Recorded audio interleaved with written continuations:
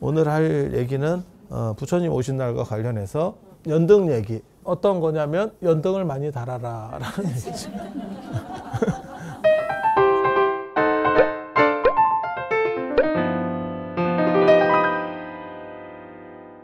이게 그럴 연자예요. 자연할 때 연자. 그리고 앞에 불이 붙었어. 그러면 불이 자연스럽게 타는 거야. 타는 거야. 그래서 이거를 불탈연이라고 합니다. 불탈연 한자로. 그래서 연등하면 제일 먼저 떠오르는 것은 이 연꽃. 연등 아닙니까? 그래서 연등하면 연꽃등 아닙니까? 그건 아니고요. 그냥 불을 밝히는 등 자체를 모두 다 연등이라고 합니다. 그래서 뭐 팔각등이 돼도 되고 수박등이 돼도 되고 올해 연등에 제가 원래 연등에 전문인데 올해는 참석을 못하네. 월정사 금강경 봉창기도랑 겹쳐가지고 당신들도 참 안타깝게 생각을 합니다. 왜 야외에서 생방으로 나만큼 싸게 열심히 할 사람도 별로 없거든. 실내하고 야외가 훨씬 힘들고요. 그 다음에 야외에서 그냥 막 떠들려면 그거는 약간 강심장 아니면 잘 못해요. 그러니까 우리는 약간 버라이어티 쪽에 강하거든. 짜져 있고 대본 있고 이런 거 잘 못해요.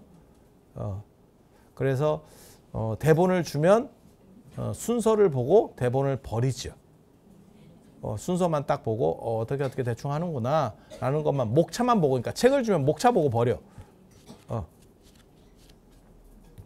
그게 우리는 변화의 철학을 추구하는 사람이잖아. 인생 버라이어티 아니야.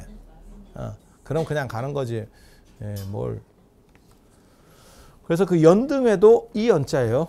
그래서 여러 가지 종류의 연등들이 나오는 겁니다. 그러니까 불을 밝히면 불을 밝힌다라고 하는 거는 저런 등이 언제부터 있었습니까? 부처님 때 있었습니까? 어때? 있었을 것 같아? 그냥 생각해봐.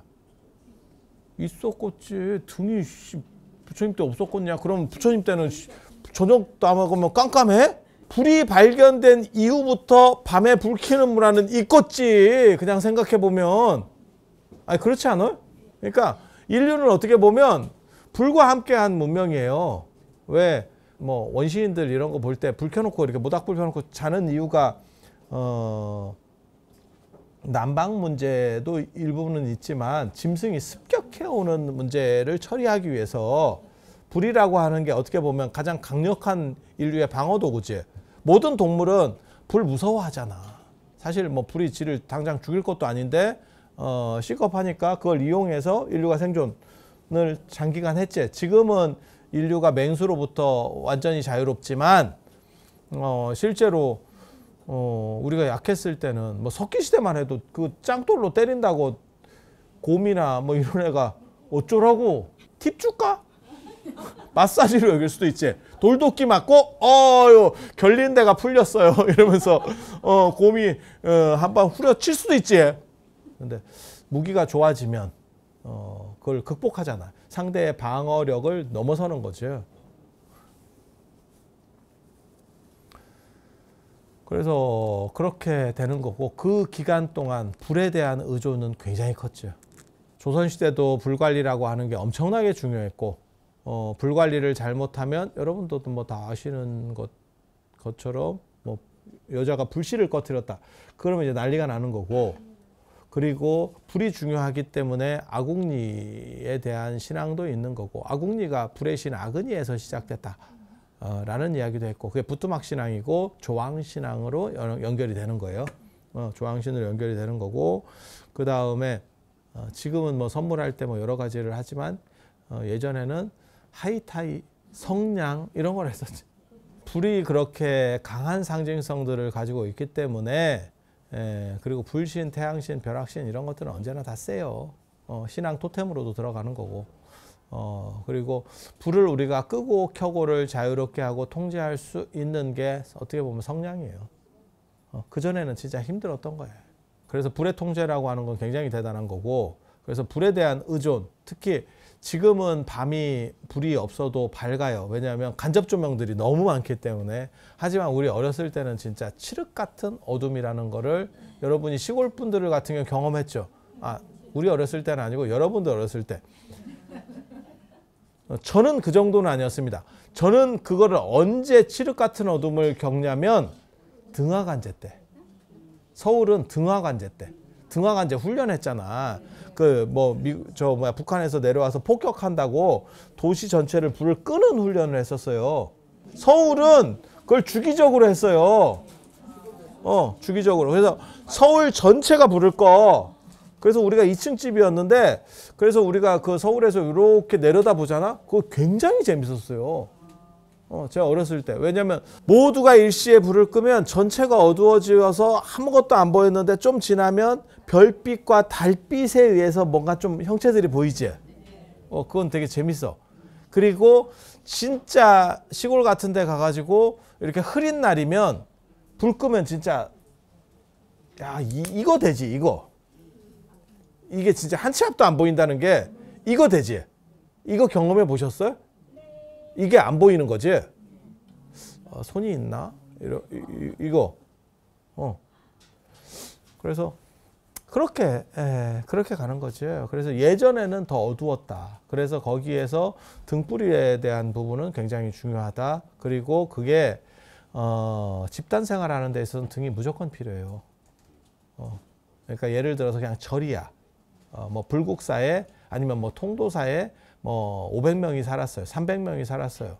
저런데 어떻게 300명이 삽니까? 이렇게 얘기하는데 옛날에는 그냥 이렇게 다다다다다 붙어서 자서 그래. 지금하고 틀려. 한 사람이 쓰는 공간 면적 자체가 완전히 비교가 안 돼요. 그래서 뭐 저렇게 살았어. 그러면 그 중에 여럿이 살다 보면 탈나는 사람도 있지 않겠어요? 그럼 밤에 화장실도 가야 되고 그렇지 않을까? 그렇게 해서 등이라는 게 무조건 절에서는 필요했어요. 절에서 등이 필요했어요. 몇 군데는 놔둬야 됩니다. 안 그러면 문제 생기죠. 그래서 불교도 아마 부처님 당대에 불 켜는 것들이 있었을 걸로 생각을 합니다. 어느 정도 이상 규모가 커지면. 적으면 필요가 없고, 왜냐하면 이게 다 돈이거든요. 그래서 불을 켜는 시설들이 존재했을 거라고. 정확하게는 안 나와. 승단에서 불을 어떻게 켰느냐. 하지만 율장에 보면 탑과 관련해서 등을 켰다는 이야기가 나옵니다. 탑 앞에 등공양에 대한 이야기가 나와. 그리고 그러한 이야기들은 굉장히 연대가 올라가는 이야기들이거든요. 탑신앙과 관련된 이야기. 그러니까 불상이 만들어지기 훨씬 전에 그런 데서 등 이야기가 나오는 걸로 봐서 아마 있었을 거다. 저는 향이나 등은 부처님 당대로 다 소급된다라고 생각을 해요. 향공양, 등공양. 향공양, 등공양. 왜? 연대가 부처님보다 훨씬 앞선 문화들이거든. 그러니까 하다 보면 그냥 수용되는 거지. 그래서 제가 얘기했잖아요. 부처님이 오래 계시던 데를 지금도 오늘날까지 인도인들이 열애향실이라고 부른다. 부처님이 계셨던 향연기가 끊이지 않는 집. 그리고 향공양, 등공양 이야기는 율장에 보면 탑에서 나와. 탑에서. 탑에 향이나 등을 올려라 라고 하는 얘기가. 그래서 밤에 그러한 등을 켜는 것들을 공덕으로 여기는 문화가 부처님 당대로 다 소급될 거다라고 생각하고, 특히 더운 지역은 향신료도 그렇고 향도 그렇고 이런 필연성들이 굉장히 강해요. 그래서 그런 것들이 계속 문화적으로 존재했을 거다 라는 생각을 하고, 그 다음에 등이라고 하는 거, 어떻게 보면 향은 플러스 알파적인 거고 등은 필요가 있는 거예요. 예를 들어 몇백 명이 살아야 돼. 야, 등 하나는 켜야 될 거 아니야. 누군가는 그거를 보시를 해야 되고 그 보시에 대한 공덕을 얘기하지 않을까? 쓰는 사람 입장에서는 굉장히 고맙지. 향은 좀 냄새 나면 되지 뭐 어쩔 건데. 이렇게 생각할 수 있는 거고, 이건 선택사항인 거고, 등 같은 경우는 지금은 이게 너무 흔해졌지. 아니, 그렇지 않아요? 예전 우리 어렸을 때, 야, 그거 보면은 가로등 하나를 더 켜기 위해서 가로등이 꺼져 있느냐 켜져 있느냐가 우범지대 비슷하게 돼. 그래서 그거를 하나 더 켜려고 계속 민원을 넣고 그런 경우들도 있어. 진짜. 그래서 그 가로등이 깜빡깜빡 거리고 있으면 가로등도 졸고 있는 딱 이런 거 나오잖아. 예전에 그거 못 봤어. 그럼 그걸 아시잖아. 지금은 휘황찬란하지. 휘황찬란하고 그때 생각해 보면 참 그렇지. 그래서 이렇게 등을 켜는 문화 그 자체를 다 연등, 불타는 등이라 해서 연등. 그래서 연꽃 모양 등만 있는 게 아니고 에브리바디 모든 밝은 등을 다 등이라고 하고 그 등 공양에 대해서 높게 올려주는 그 공덕이 대중적으로 참 어떻게 보면 먹을 거를 주는 것도 굉장히 고맙고 하지만 등 같은 경우는 진짜 불특정 다수를 위해서 아니면 그 집단에 만약에 100명, 200명이 통도사에 같이 살고 있어. 그러면 등 하나 켜주면 화장실 가는 사람들이 계속 다 편안했겠지. 그러면 얼마나 고맙겠어. 밤에 안 움직이는 게 정상인데 움직일 수밖에 없는 상황에서 굉장히 고마웠겠지. 그렇지 않을까? 그렇겠지. 그래서 이 연등에 대한 공덕이 있는 거고 단지 불교가 자꾸 어느 순간부터 연꽃을 강조하다 보니까 이거 아닌가라는 이야기를 하지만 실제로는 전혀 그렇지 않다. 그리고 불교와 연꽃의 관계가 그렇게 특출하지 않다더라. 내가 늘상 얘기하잖아. 불교와 연꽃은 진짜 특이한 거야. 왜? 불교 전체에서 연꽃을 강조하는 게 별로 안 나와. 없어. 범천권청에서 연꽃에 대한 비유가 잠깐 나오지만 그게 그렇게 대단한가? 어떤 연꽃은 물 위로 올라오고 어떤 연꽃은 진흙에서 굴러다니고 뭐 이런 얘기 잠깐 나와. 묘법연화경 우리 법화경 봉창기도 또 토요일 날 하잖아. 연꽃 안 나와 별로. 뭐 연꽃에 대한 뭔가 비유가 뭐 그럴듯한 게 나오느냐? 없어. 없어. 그리고 불교는 연을 이야기는 하기는 하지만 별로 뭐 그런 게 없어. 여연화불착수 연꽃같이 더러움이 물들지 않는다 라는 정도. 그게 별거 없어요. 그리고 연꽃은 더럽게 먹지. 절이 앞다퉈서 연을 먹지. 그래서 연밥도 먹고 연씨도 먹고 연근도 먹고 줄기도 막 채를 썰어 가지고 말려서 뭐 연차라고. 그게 뭔 차인가 싶어. 야, 그게 풀죽이지 뭔 차냐. 차면 이 풀 먹어야 차 아니냐? 개나 거리나 차가 아닙니다. 구기자차 그런 거 다 차 범주 아닙니다. 그냥 약 범주예요. 차는 녹차 계열의 그렇게 아니 꼭 녹차가 아니더라도 찻잎과 관련된 걸 차라고 하는 거지 개나 거리나 넣는다 그래서 차가 되는 게 아니에요. 근데 뭐 연꽃 줄기를 쓸어 가지고 뭐 연잎하고 넣어서 뭐 차 뭐 그런 건 차 아니야. 그냥 기호식품으로 이런 것도 있어. 이거 풀죽 이런 것도 있구나 이러면서 한 번씩 먹어볼 수는 있어. 하지만 그 차는 아니야. 정확한 의미로. 차는 특수한 부분을 가리키는 거예요. 커피처럼.